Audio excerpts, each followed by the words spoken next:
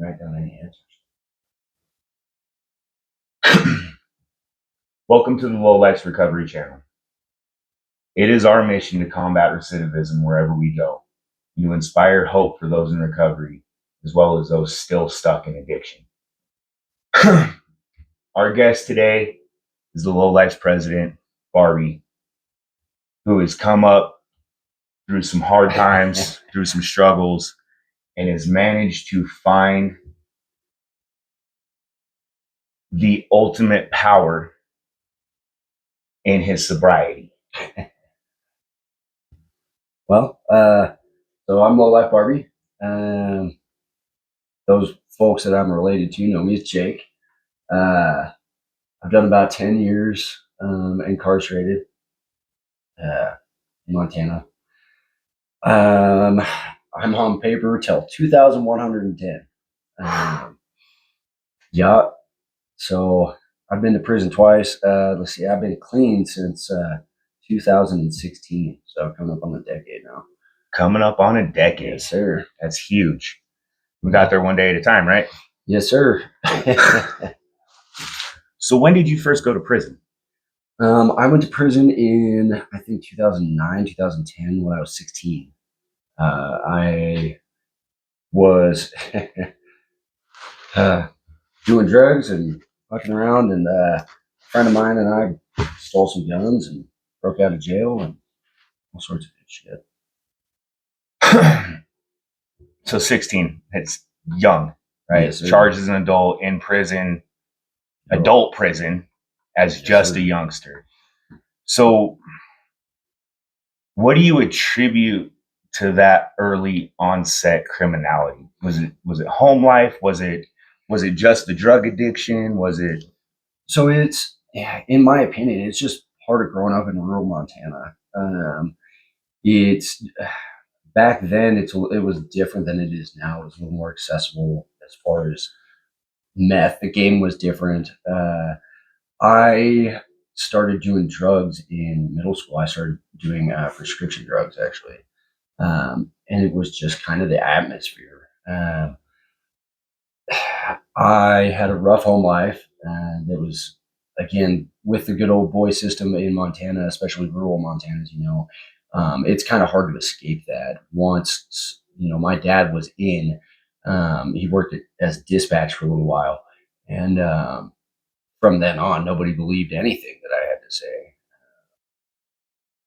So between that and just being heavy into drugs and running amok, it was easy to end up in the system early. It's safe to say you're a pretty angry young child. Yeah. Yeah. I was of the lower class, the working class, right? I grew up on the wrong side of the tracks. And so it was, I don't know how to explain it. It's a societal, right? There was a societal difference between, another section of the kids and I, and between, the rough home life and the pressure at school. It was just easier to go to prison, I guess. And that really is the thing about it, is once you start, you realize how easy it is to just be in there. Life is hard, right? Managing life is hard. Yeah, there ain't no bills in there. You know? Yeah. Food gets brought to you, and you don't even have to do your own laundry half the time. You get to hang out with the boys all day. Yeah. No, but so how did that shape the next few years of your life, right? Going in so young, I imagine you had some influence in there, right? As soon as you got there, that more or less determined the choices that you were going to make for the next several years.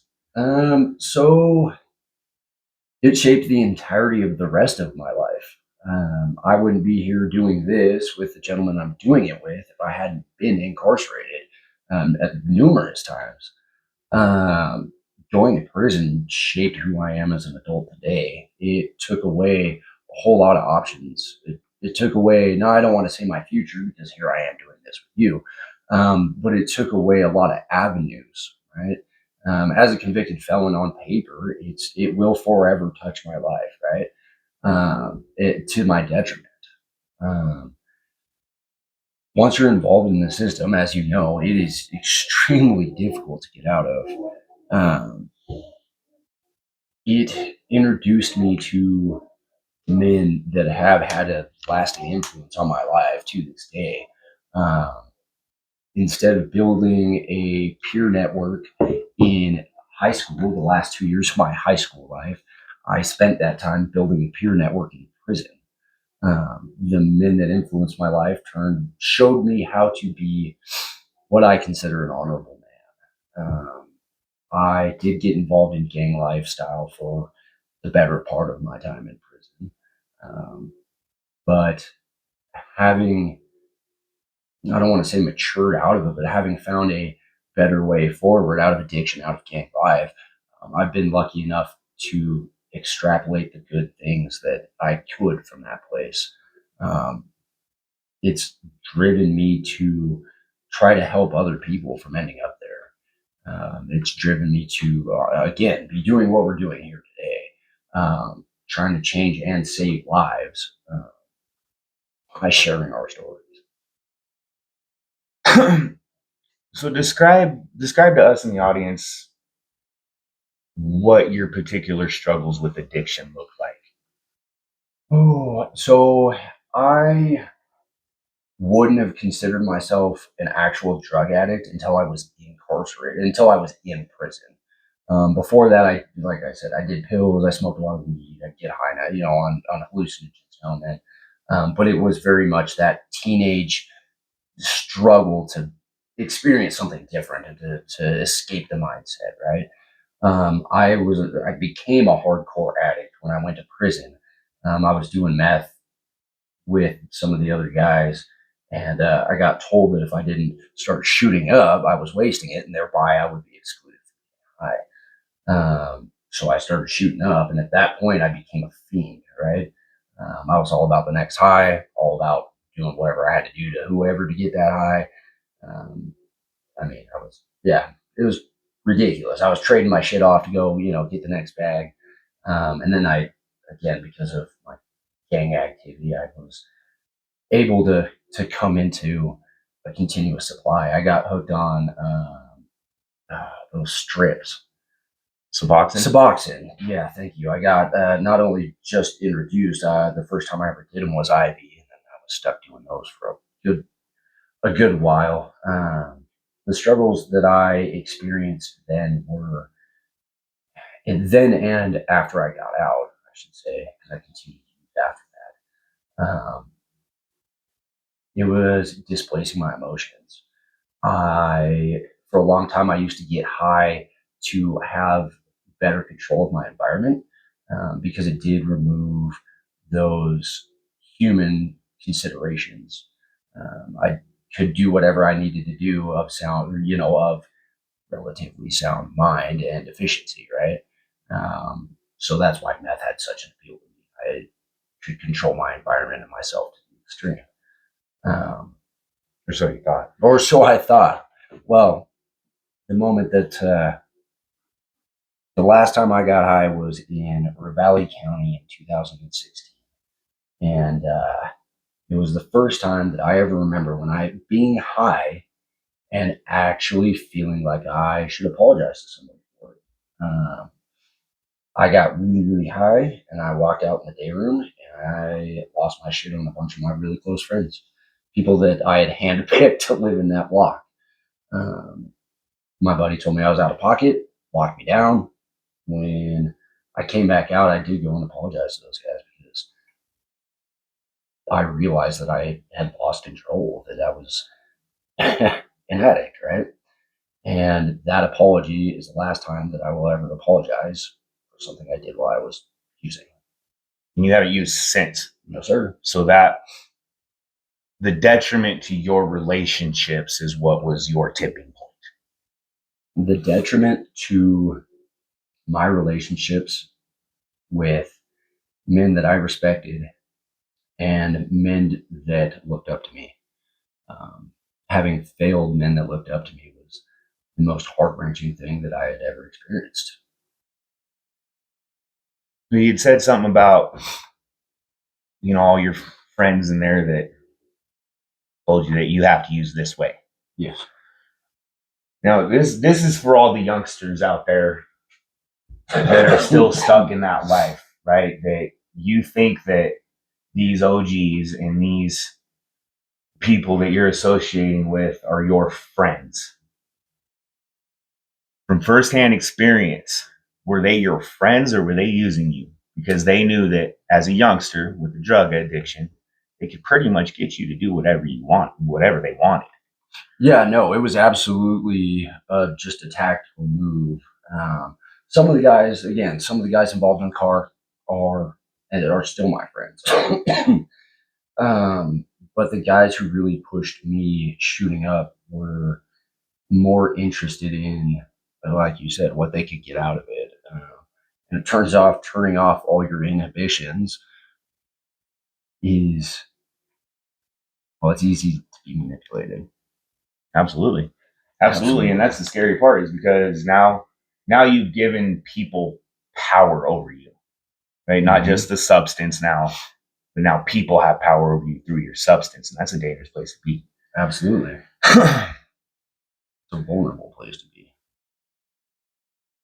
So those decisions that you made early on to be, part of the gang life, which obviously was some white supremacy type things, right?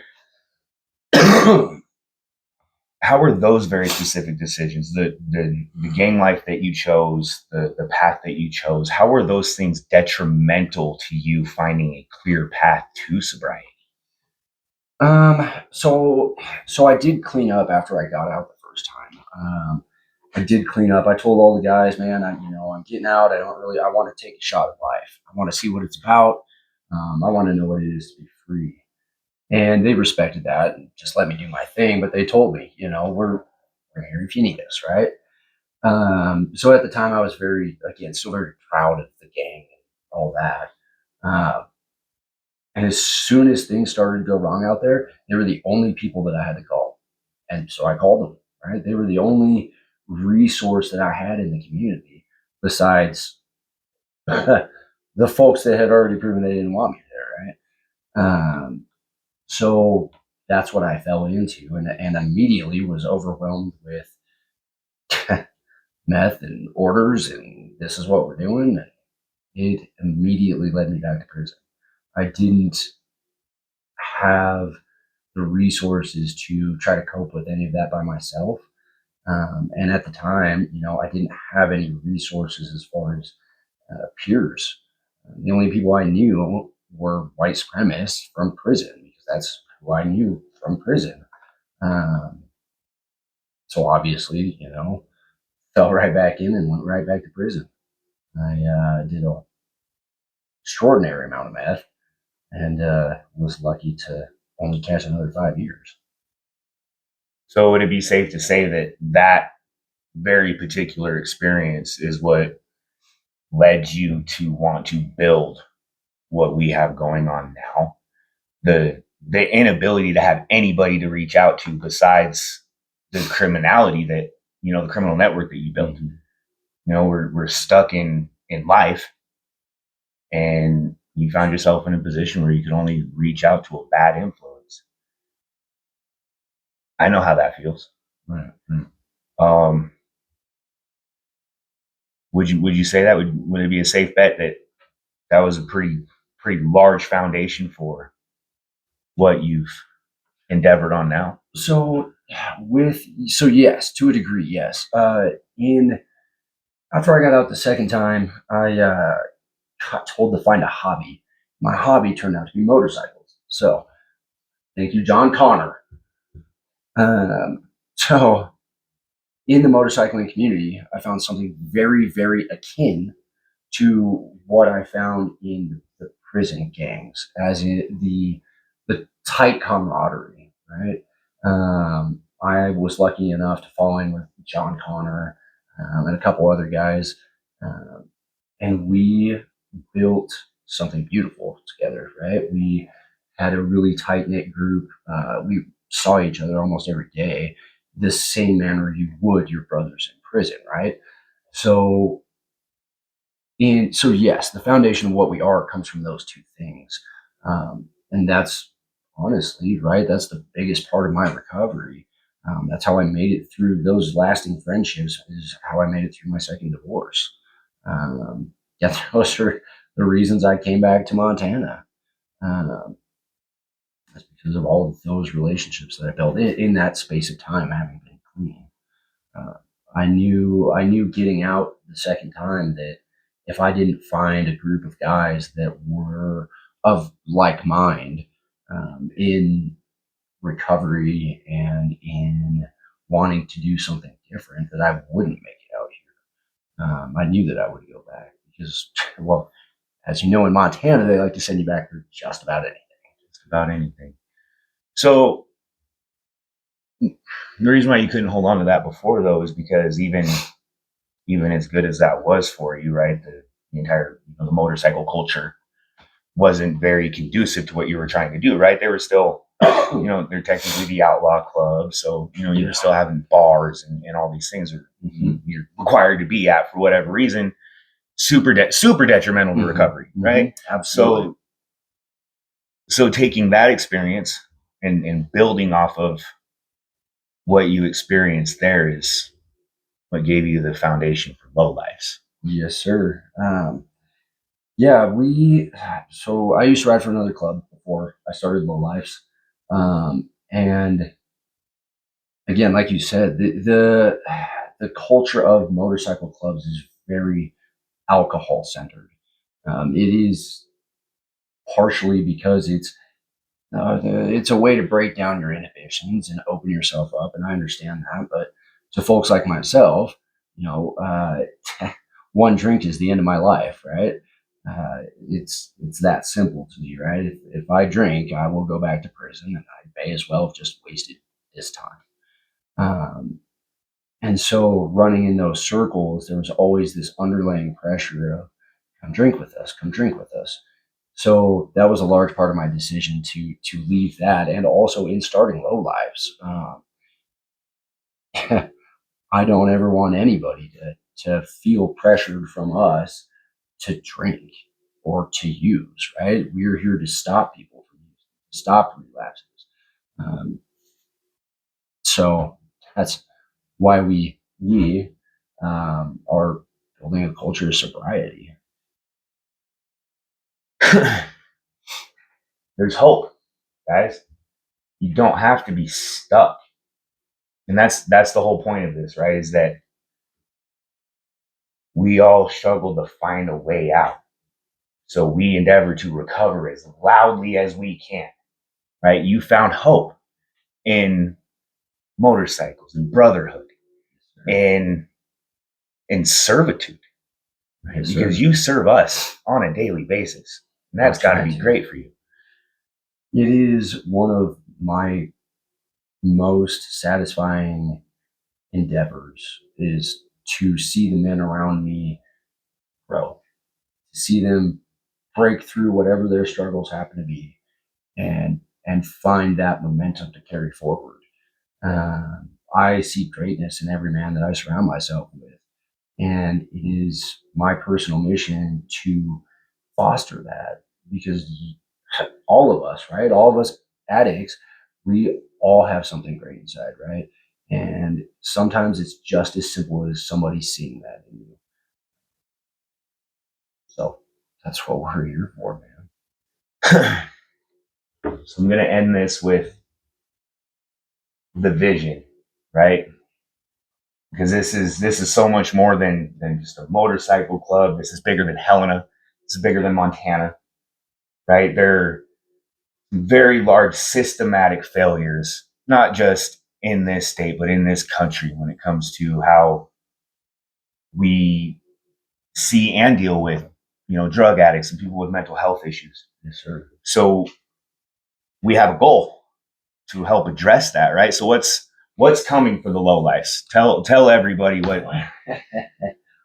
Well, we are starting a 3.1 treatment center. No, okay, let me pause you right there and explain that to the people who may not know what a 3.1 versus what any other might be. So a 3.1 is a less structured form of treatment. It's a structured housing with a minimal amount of treatment on your off time. Okay. What we're doing is we're trying to introduce a peer-led reintegration program at the 2%. We're naming it the 2% centers. I don't know if everybody knows what that statistic means, but I'm sure one of his posts will have it. Yeah. Yes, sir. So well, let's just share it right now. In case you didn't know, the recovery statistic for addicts is bleak. About 2% will stay clean and turn their lives around for a period longer than 5 years. And that's horrible. That's atrocious. Right? That's atrocious. That is a devastating number. The reason we've named it the 2% centers is because we were trying to make that statistic obsolete. 2% is a ridiculous number. I don't understand how anybody thinks that if that is the statistic that the system is working. That's time for another time. We are offering a peer-led reintegration program that offers job skills. It offers again peer-led reintegration. So we'll be going out into the community with the individuals in our house and showing them how to function, teaching them how to to go get Medicaid, where to find the community resources. There's so many resources out there that people just don't know about. So that's right. That's how we're trying to help. We're trying to show these guys there is somebody out here who cares, that there is hope, there is a chance, and that there's always a way back. Nobody's ever too far gone until they're in the ground, right? Every addict will use for the last time. Yes, sir. Unfortunately, they might not be able to talk about it. Yes, sir. Thank you, Low Life Barbie. Your story is an inspiration to all of us. To all you folks listening, go on and hit that subscribe button. If anything we've said resonates with you or you need help, get down in those comments and reach out to me. We are the 2%. And we're fighting for you to be there too. Get clean, stay clean, my friends.